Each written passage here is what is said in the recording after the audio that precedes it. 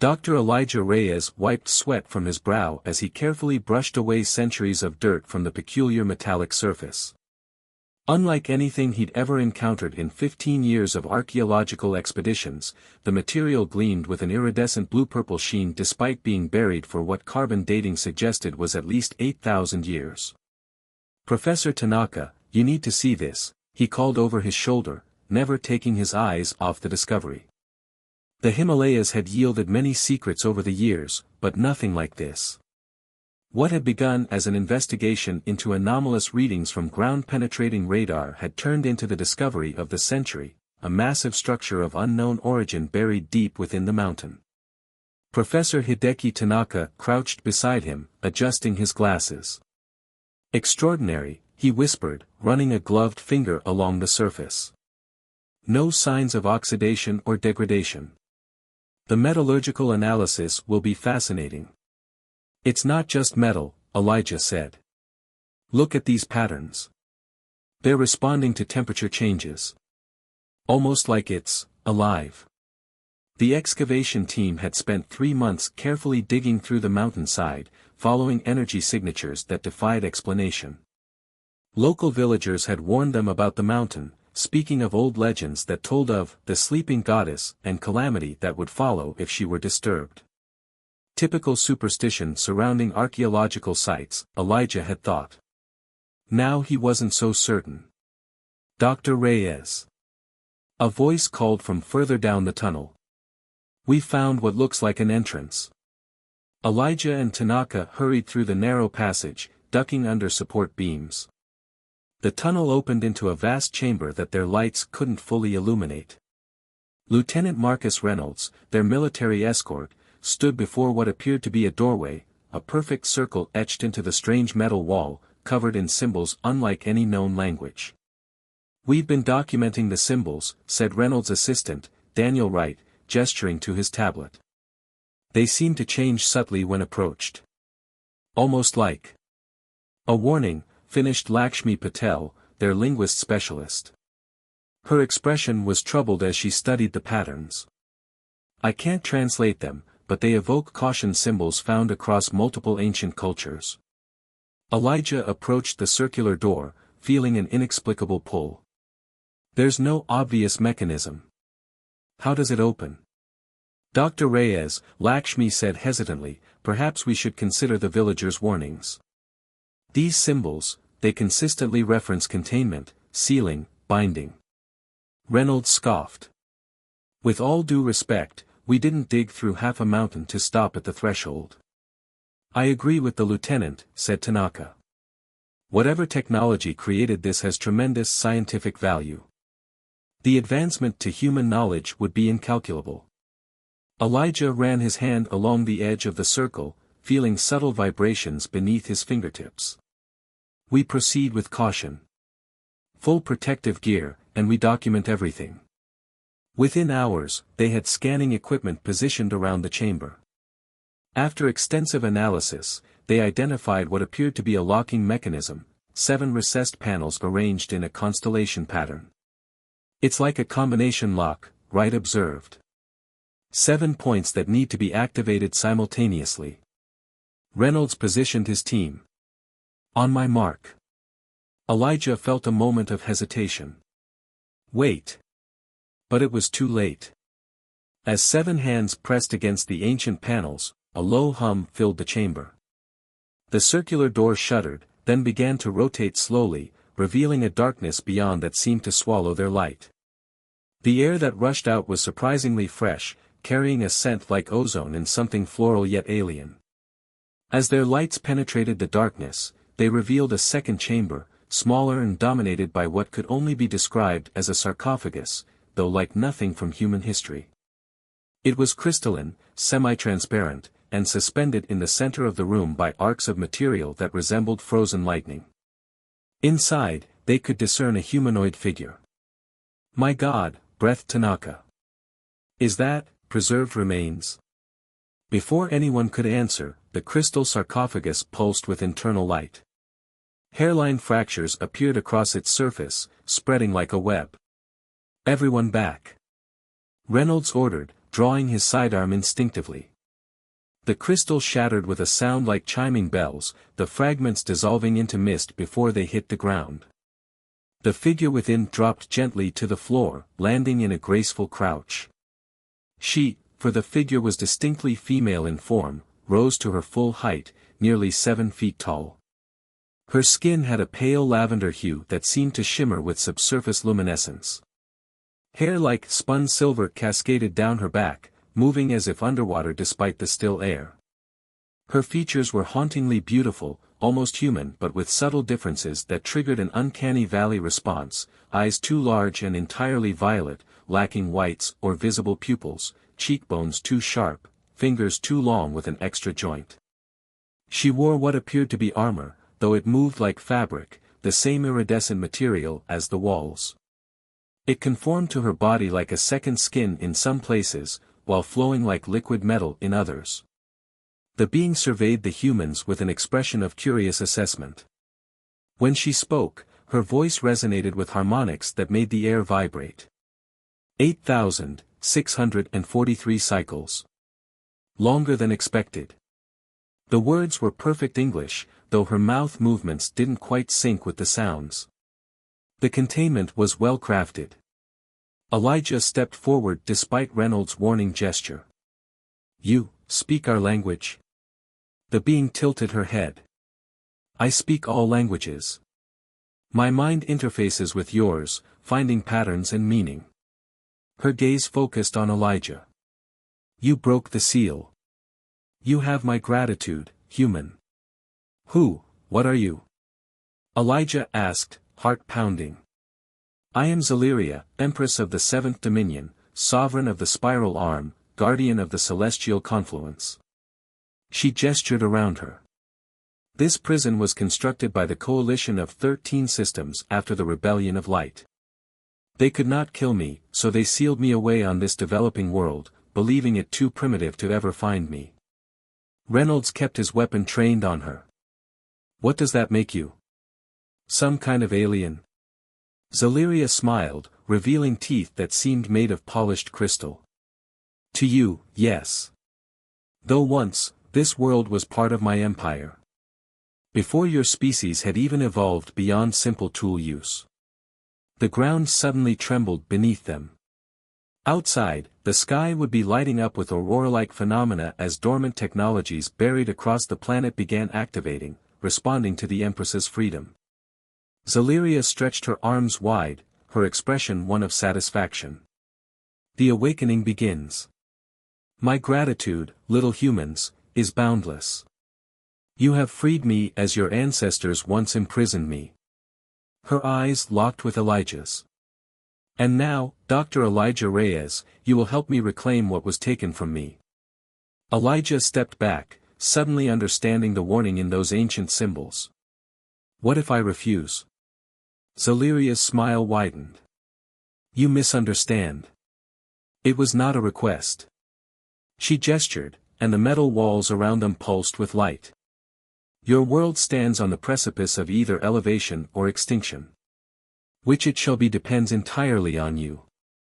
Beyond the mountain, the night sky bloomed with impossible colors as ancient machines stirred from their long slumber, heralding the return of their mistress, and the beginning of Earth's transformation. The military compound outside Kathmandu buzzed with frantic activity. 3 days had passed since the incident at the excavation site, and global communications networks were in chaos. Electromagnetic disturbances had disrupted satellite systems worldwide, and reports flooded in of strange mechanical structures emerging from the ground across 6 continents. In a hastily prepared containment chamber, Elijah Reyes sat across from Zaleria, separated by a reinforced transparent barrier that the scientists hoped would hold, though Elijah suspected it was merely a courtesy that the alien empress remained contained. "Your military's attempts at imprisonment are quaint," Zaleria observed, gracefully tracing patterns in the air with her elongated fingers. Each movement left faint luminescent trails that slowly faded. "I remain here by choice, to facilitate understanding." Elijah leaned forward, dark circles under his eyes betraying his lack of sleep. "Then help me understand." Those structures appearing worldwide, they're yours. Sentinels, she replied. Automated defense and communication systems I established before my imprisonment. They have been dormant, buried beneath sediment and civilization, awaiting my return. Her violet eyes studied him with unnerving intensity. Your species built cities atop my technology, never knowing what lay beneath. Behind Elijah, General Victor Harrington paced impatiently. A career military man with silver hair and a perpetual scowl, he'd been dispatched by the United Nations Security Council to assess the threat. And what exactly do these sentinels do? Harrington demanded. Zeliria's attention shifted to him, her expression cooling. They prepare. As we speak, they reconfigure themselves to accommodate current planetary conditions. Your weapons cannot harm them, so I suggest cooperation rather than hostility. The general's jaw tightened. That's not an answer. It is the only answer you need for now, she replied. Her gaze returned to Elijah. Your colleague understands that some knowledge must be earned through trust. Elijah felt caught between worlds, the military demanding immediate answers and the alien empress operating on a timescale that made human urgency seem childish. He changed tactics. You said Earth was once part of your empire. Were there others like you here? Something flickered across Zeliria's features, nostalgia, perhaps, or sorrow. It was difficult to read alien expressions. My kind established outposts here approximately 12 million of your years ago. We found this world beautiful but undeveloped. A smile played at her crystalline lips. We had plans for Earth. The coalition disagreed with those plans. What plans? Harrington interjected. Zeliria ignored him, focused solely on Elijah. Your quarters are inadequate for my physiological needs. I require access to natural light and specific atmospheric compositions. You're in no position to make demands, Harrington said.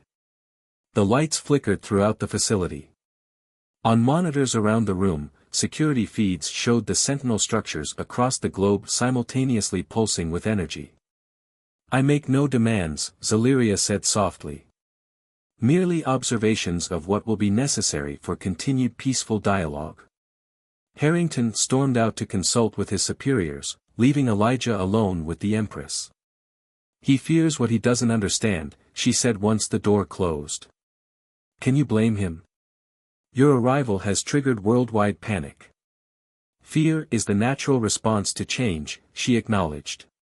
Your species excels at adaptation, however. It is why you survived when so many others perished. Elijah's scientific curiosity overwhelmed his caution. Others? There were other intelligent species on Earth? Many. Zeliria rose, her height imposing even through the barrier. Some evolved naturally. Others were experiments. Most failed when the climate shifted drastically during my imprisonment. A technician entered, nervously informing Elijah that they'd prepared new quarters for their guest according to the specifications transmitted by the Sentinels. Apparently, Zeliria had been communicating with her technology without anyone noticing. The new containment facility was a large greenhouse structure, hastily modified with additional security measures. Sunlight streamed through the glass ceiling, and various earth plants had been arranged in patterns that seemed random to human eyes but clearly pleased Zeliria. Better, she pronounced, moving among the greenery with a liquid grace. Though your atmosphere remains too nitrogen-heavy for optimal comfort. Elijah watched as she interacted with the plants, her touch causing subtle changes in their coloration. You're altering their molecular structure. A minor adjustment to produce compounds I require. She glanced at him. They will not be harmful to humans, quite the contrary. Their oxygen production will increase threefold.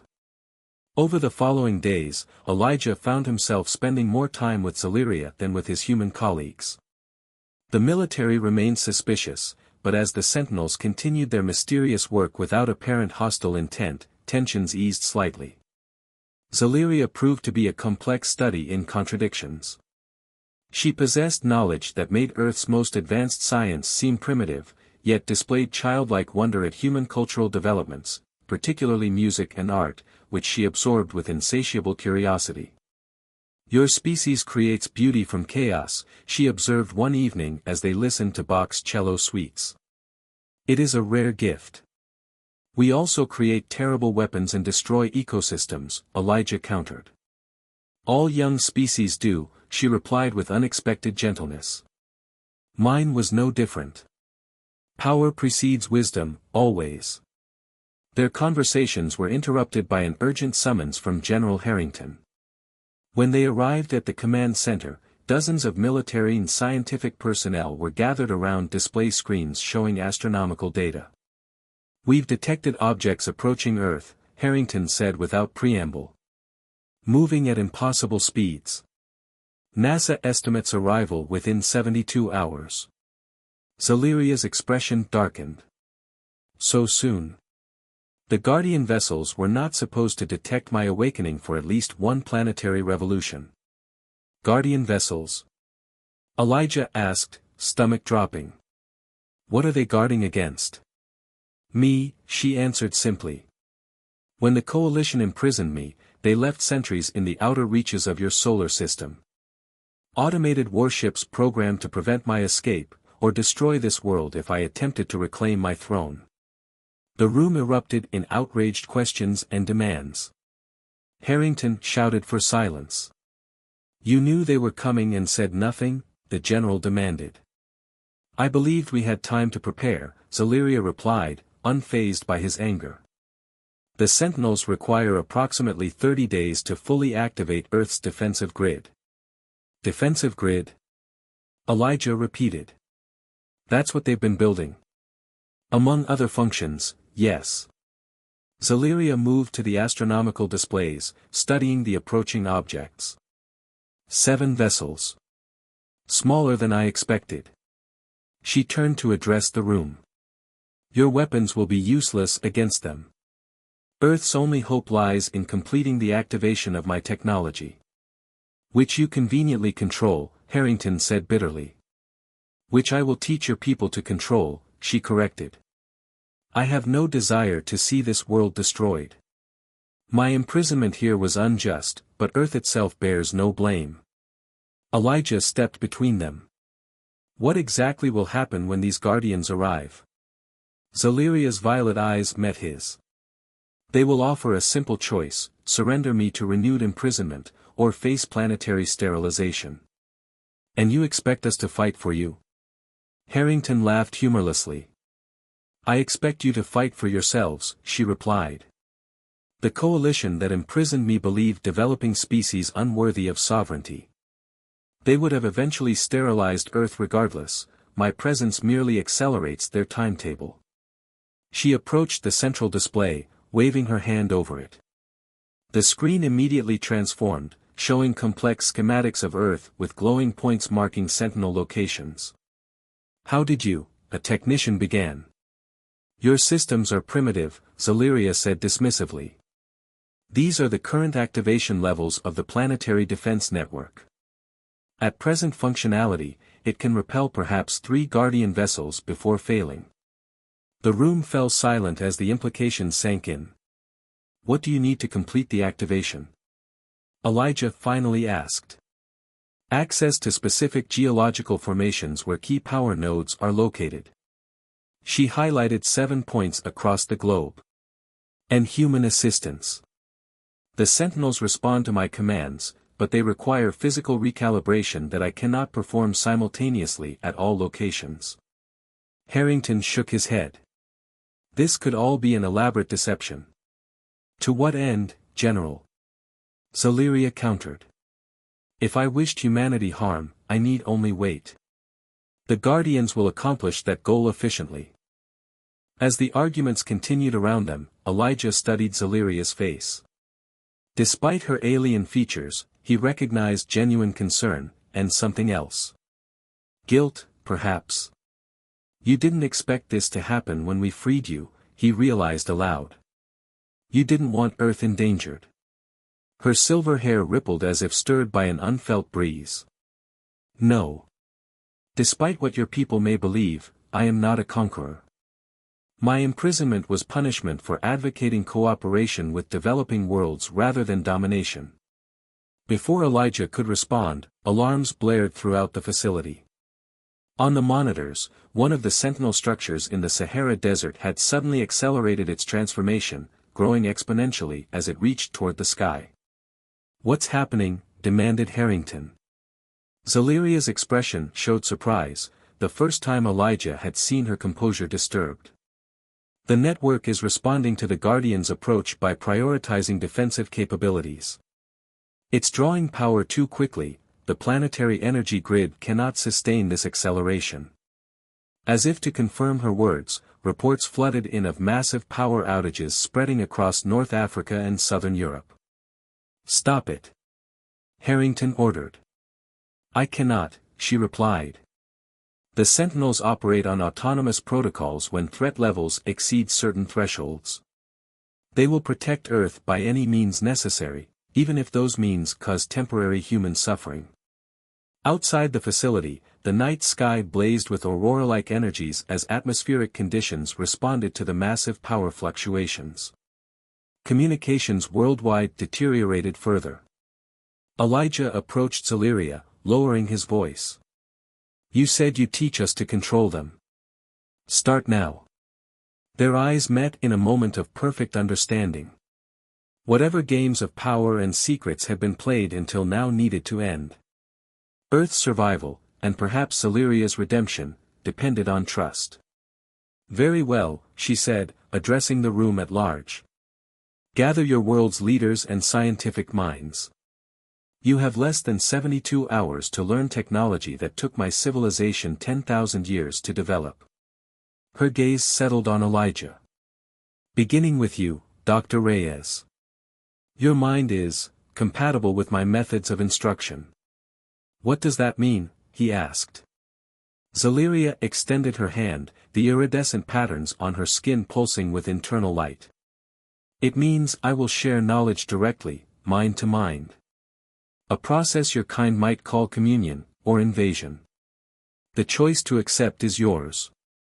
All eyes in the room turned to Elijah. In that moment, he understood that humanity had moved beyond the point of conventional decisions. The rules that had governed human existence were being rewritten by forces beyond their comprehension. With only the slightest hesitation, he reached out and took her hand. The world exploded into light. Elijah gasped as the neural connection with Zaliria severed. His mind reeled with impossible knowledge, stellar cartography, quantum principles beyond Earth science, and the true history of his planet. Earth was a sanctuary world, he explained to the assembled world leaders on the emergency UN video conference. Zaliria's civilization designated it for evolutionary experimentation. The Chinese premier's voice crackled through spotty communications.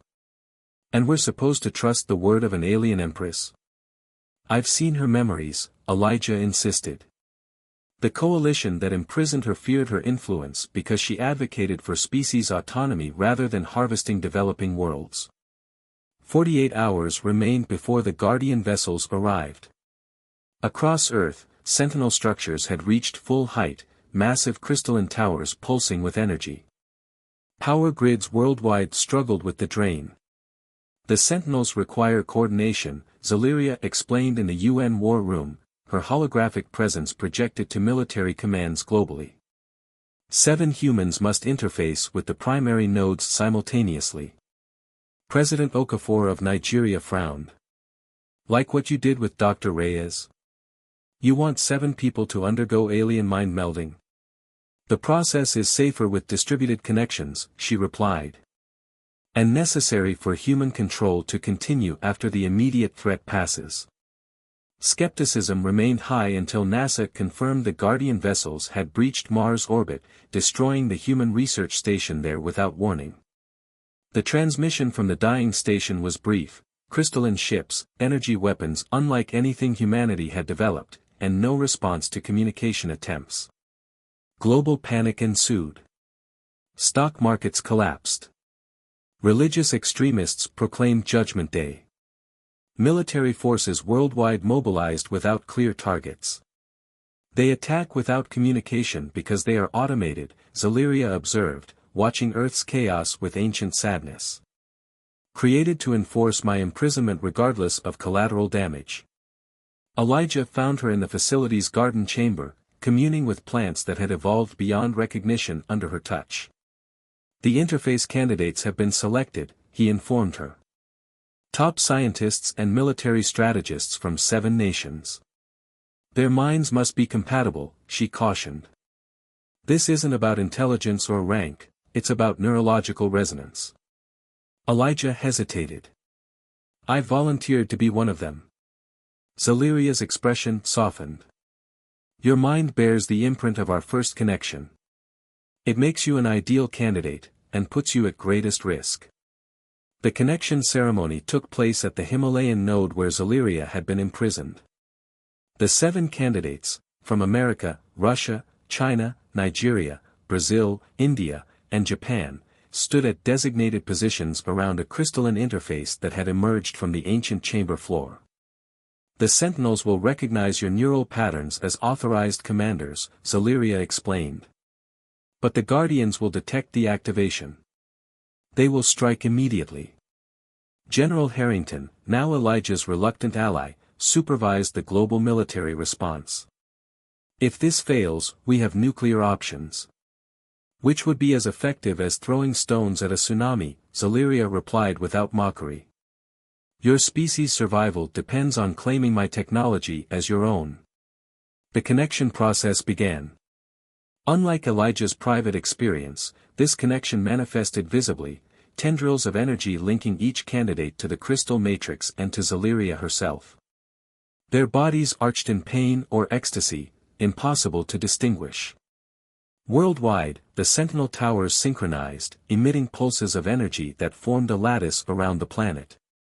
Dormant defense systems buried deep in ocean trenches and mountain ranges activated, centuries of accumulating sediment exploding outward.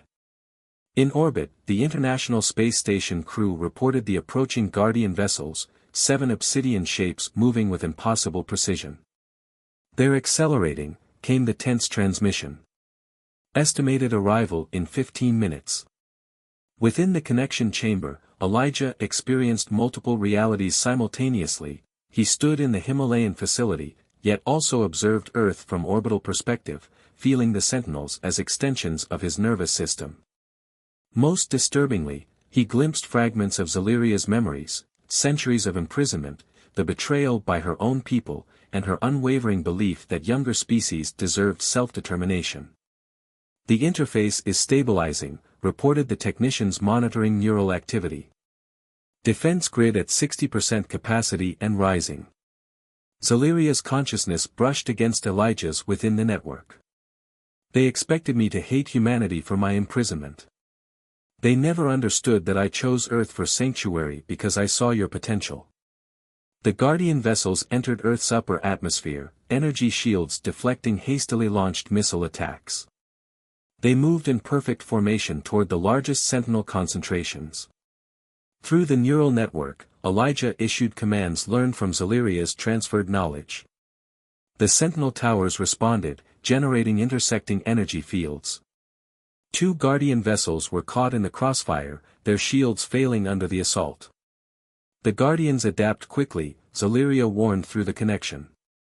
They recognize human control signatures as unauthorized. The remaining Guardians changed tactics, targeting power infrastructures supporting the Sentinel network. Blackouts cascaded across continents. In the connection chamber, 3 of the 7 human interfaces collapsed, blood streaming from their noses. The neural load redistributed to the survivors, increasing the strain exponentially. We're losing the grid in the southern hemisphere, Elijah gasped, experiencing the damage as phantom pain across his body.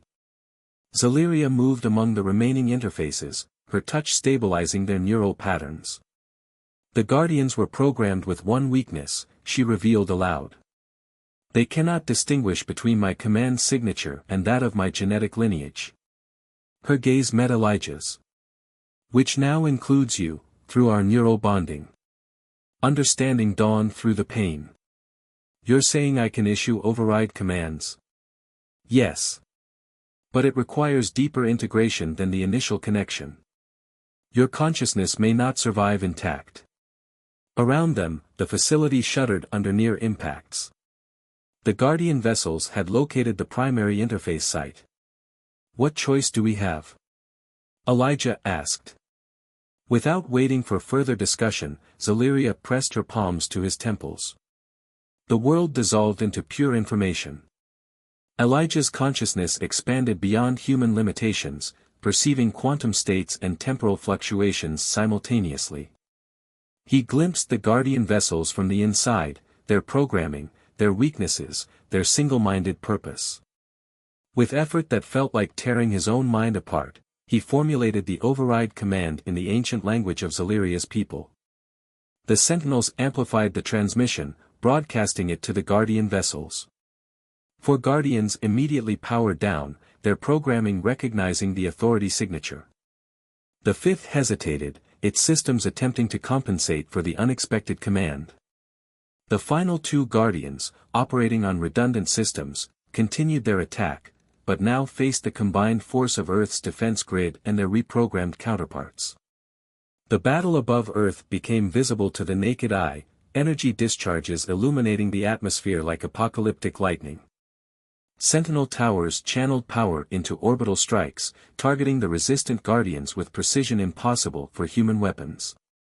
Within the neural network, Elijah felt his sense of self fragmenting. Memories not his own flooded his consciousness: ancient wars, stellar civilizations, the evolution of species across thousands of worlds. Zaleria's presence anchored him, preventing complete dissolution. Hold on, her consciousness urged. The Guardian control systems are resetting. 20 seconds more. Those seconds stretched into subjective eternity as Elijah's mind processed millennia of information.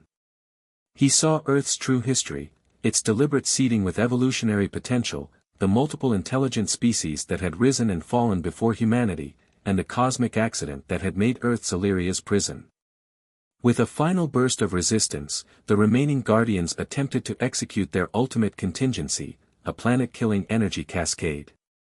Their weapons charged, targeting Earth's core. Through the Sentinel network, Elijah and the remaining interfaces redirected all available power to defensive shields. The resulting energy discharge superheated the atmosphere where it connected, creating aurora displays visible across all continents. When the light faded, the Guardian vessels hung inert in orbit. Earth's defense grid had held, barely. In the Himalayan facility, medical teams rushed to treat the interface candidates. 3 had died during the connection. 2 more remained comatose. Only Elijah and the Japanese physicist Dr. Tanaka regained consciousness, forever changed by the experience. Zaleria knelt beside Elijah as he struggled to reorient himself to singular existence. Did we win? He asked, his voice hoarse.